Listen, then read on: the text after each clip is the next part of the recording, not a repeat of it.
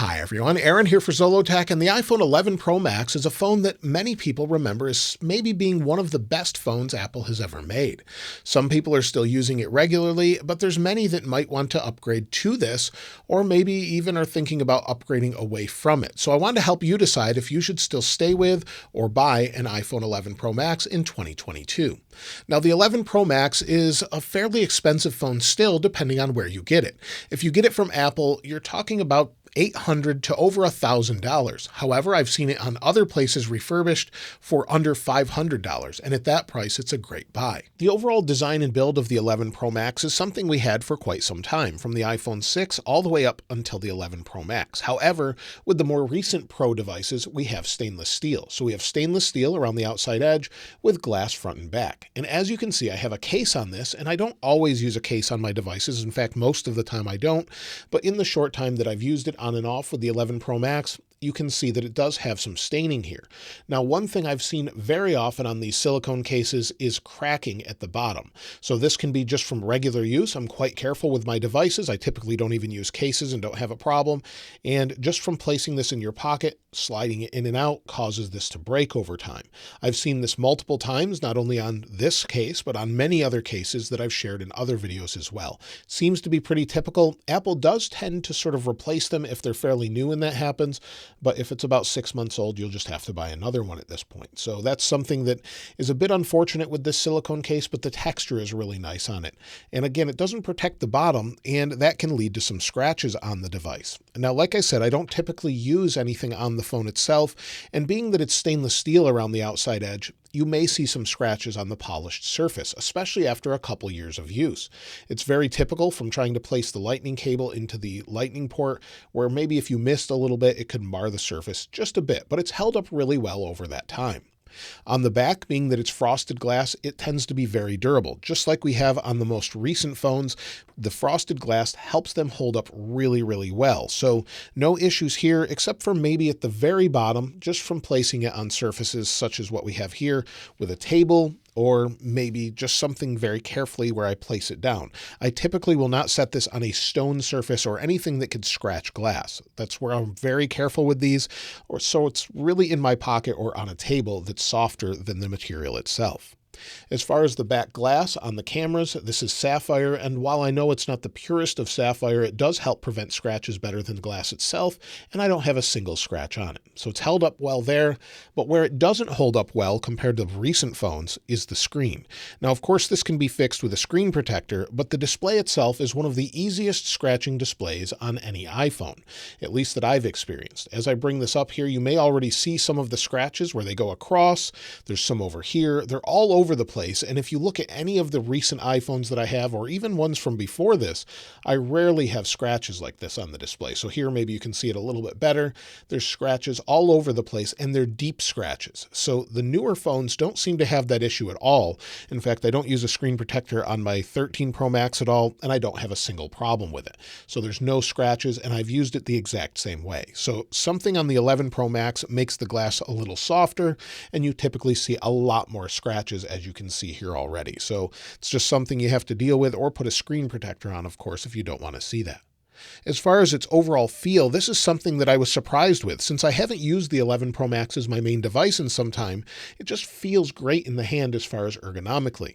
You've got these curved edges, which make it very comfortable, although maybe a little bit more slippery than a 13 Pro Max because it has squared off edges. So that's something that's definitely different on these devices, where the squared off edges make a difference compared to the rounded edges, where it just feels a little bit nicer to use the 11 Pro Max compared to the 13 Pro Max. However, I do think the 13 Pro Max feels a bit more premium and is easier to hang on to because of the squared off edges.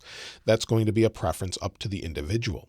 However, one thing to note is that the 11 Pro Max definitely feels lighter than the 13 Pro Max today, where we've got 7.97 ounces or 226 grams compared to 8.46 ounces or 240 grams. Also, the 13 Pro Max feels quite a bit thicker, but it's technically not thicker according to Apple. So it's 0.32 inches or 8.1 millimeters compared to 0.30 inch or 7.65 millimeters. Now, I don't think they're accounting for the camera bump, as we have a much larger camera bump on the 13 Pro Max compared to the 11 Pro Max. So there's a very big difference there. As far as the displays, of course, on the newer phones, they shrunk the notch a bit. And on the 11 Pro Max, it's not much of an issue to me, but you won't have things such as the battery percentage in the upper right, but we don't get that on the latest phones either. The display is quite nice. Of course, like I said, we have Face ID, so you have that notch. It's plenty fast, no issues there. And the display is an OLED display. So it has the recent display that's very bright, 6.5 inches, 2,688 by 1,242 with 458 pixels per inch. It has HDR and True Tone and goes up to 800 nits of regular brightness. That's the same as a 12 Pro Max. However, it goes up to 1,200 nits when watching HDR. So very similar to what we have today, where the 13 Pro Max is just 1,000 nits at regular brightness. However, we don't have ProMotion, so it's definitely not as smooth when you're just scrolling, and it does have PWM, just like all of the recent OLED phones. So at 240 frames per second slow motion, you'll see it actually flicker. You can't see this with your eyes, but it does cause some people to have maybe headaches or feel nauseated by it or cause additional eye strain. It's something that I don't really find to be too much of an issue on the 11 Pro Max, and with the 13 Pro Max, it's definitely not bothering my eyes, as many people have said they might be using DC dimming, where when you're at different rates, it doesn't flash the display as much or at all. So there's definitely an advantage to the latest OLED display, but the 11 Pro Max is at a high enough rate that it doesn't bother me at all.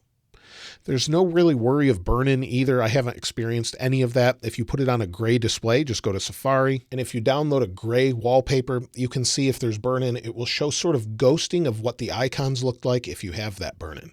So it seems to have held up really well with that. I don't have that issue on any of my iPhone displays at all. And like I said, it will play HDR footage. So this is one of my HDR videos. Let me just turn it down here a bit. You'll see if we go to the options, go to quality, and then advanced, you can see we can go up to 4K HDR or 2160p HDR. So the screen goes very bright. Let me turn it down here. The screen goes very bright, or display very bright at its highest brightness. In fact, you won't be able to see it fully because it's so bright in this camera. But if I bring it way down, this gives you an idea of the brightness overall. So it's nice and bright. It looks good. And the speakers are quite good overall. Now the speakers have a decent sound. They're just not as good, in my opinion, as the 13 Pro Max. But I wanted to let you hear them so you could determine for yourself, and I'll use my Apple Watch with its decibel meter so you can see how loud they go as well. So here I have a comparison video of mine with some music in it, as well as my Apple Watch with the decibel level on it here so you can see how loud this is. So let me go ahead and hit play and turn it up.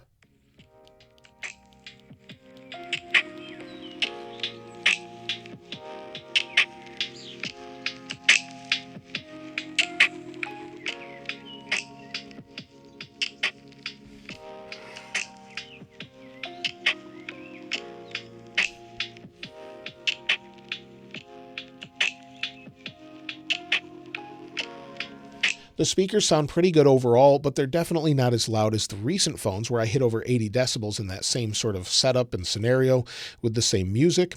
And also, it's just not as clear at the highest volumes. Maybe because it's a couple years old, but at the highest volumes, it's quite distorted. You need to turn it down just a little bit to get a little bit more clarity. Now, as far as battery life, that's one area where this phone absolutely excels. It has some of the best battery life of any iPhone, only beat really by the 13 Pro Max. So because of its battery size and its new variable display refresh rate, on the newer phones, you get a little bit better battery life. But on this phone, we have a 3,969 milliamp hour battery that should be good for about 10 to 12 hours of screen on time, up to 20 hours of video playback, according to Apple. Now, I reached out to my brother, who uses one of these full-time, to take a look at his battery health. I'll share my battery health on here in just a moment, but his battery health and also regular use. It's what he uses full-time every single day. So if we go into settings on this phone, battery health, you'll see that it's at 93%. That's with a full year of use from me, charging it every single night wirelessly and charging it wirelessly when in my car. However, my brother, like I said, uses the same phone. So I have his screenshots here, and you can see his battery health is at 83%, using it over 2 years. He charges the same way as I do, wirelessly at night, plugs it into CarPlay when he's driving, and then again at night. That's when he charges it regularly, and he's at 83% with about 2.5 years of use. As far as his overall battery life, he's on the latest version of iOS 15.3.1, and you'll see on his best day, he used about 60% of his battery and had 3 hours and 37 minutes of screen on time, 2 hours and 17 minutes of screen off time, using things such as Apollo for Reddit, Messages, YouTube, Gmail, and Safari. Yesterday, he had 2 hours and 27 minutes of screen on time and 3 hours and 11 minutes of screen off time. He only used about 35% of his battery life at that point. So he does get about 8 hours of screen on time if you were to use the entire length of the battery before he went to bed, but he often goes to bed without having to charge it. So you'll see it charged by the morning at 7:58 a.m. and he was good to go. So pretty good battery life today. He just used it for 53 minutes and then 3 hours and 18 minutes of screen off time and barely used 10% of his battery at that point. So pretty good battery life overall. And again, it's only second to the 13 Pro Max. As far as overall speed, we have the A13 Bionic, which is plenty fast. It has 4 gigabytes of RAM, so you can see it here, A13, and it's a super fast processor. I don't think most people will mind this. Of course, you're not having the ProMotion or anything on the display that really needs more power to handle that regularly, ramping it up and down, but you can play games without a problem, whether that be GT Racing 2.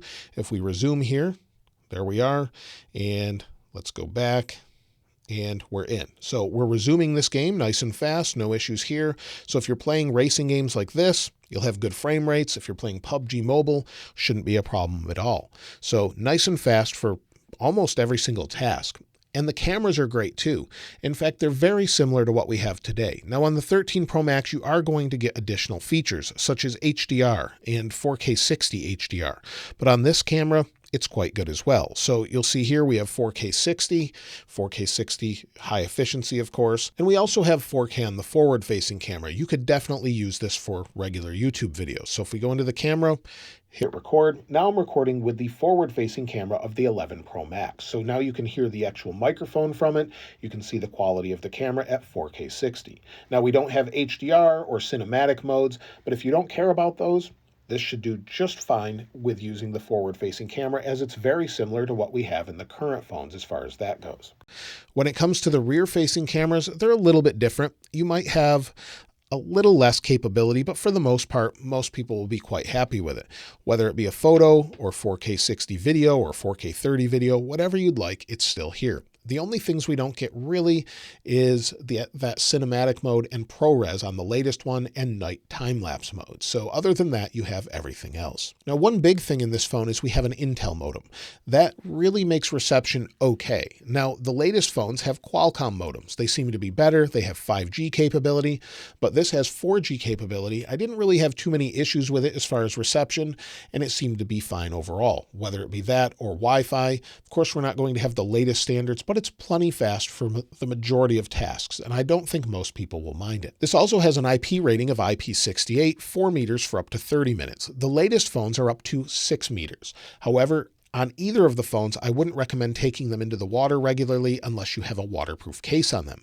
That's because Apple does not guarantee against intrusion of water and won't cover that. If you have Apple Care, you'll have to pay a deductible to get a new phone for that reason. So just keep that in mind. Make sure you use a waterproof case. If I go out on a jet ski or a boat, I actually have a waterproof case I put on this phone just in case. As far as future iOS updates, well, I would expect at least iOS 18 based on what we've seen so far. iOS 15 is still supported on an iPhone 6S, 6S Plus, and SE, so I would expect this to be about 5 or 6 years total as far as support and things like that. So we're around iOS 18, maybe even 19 or 20. So I would expect support for at least the next few years. And that leads me to, should you buy an iPhone 11 Pro Max in 2022? And that really depends on a few different things. Of course, the first one being price. If you can get this for around $500 for maybe the 256 variant that I have here, well, then it's a great deal. It's less than half the price of a 13 Pro Max, but more than half the phone. So definitely I would recommend it at that point. Also, if you don't care about ProMotion or having the latest cameras, since you're not a huge photographer or you're not using it for a lot of video, even though you want good video, it's still a great buy. Again, for less than half the price of a 13 Pro Max. So I would definitely recommend it today if you can find one. But if you wanted to maybe have the latest and greatest, of course, you're going to want to go with maybe a 12 or 13 at this point. You'll want the latest. Otherwise, if you don't care about any of that, this is a great phone and has the best battery life of any iPhone with the exception of a 13 Pro Max. So I highly, highly recommend it if you're looking for one or thinking about it. Maybe wait for the iPhone 14 if you have one of these to upgrade at this point, but let me know what you're using in the comments below. Of course, if you'd like to get your hands on this wallpaper, I'll link it in the description like I normally do. And if you haven't subscribed already, please subscribe. And if you enjoyed the video, please give it a like. As always, thanks for watching. This is Aaron. I'll see you next time.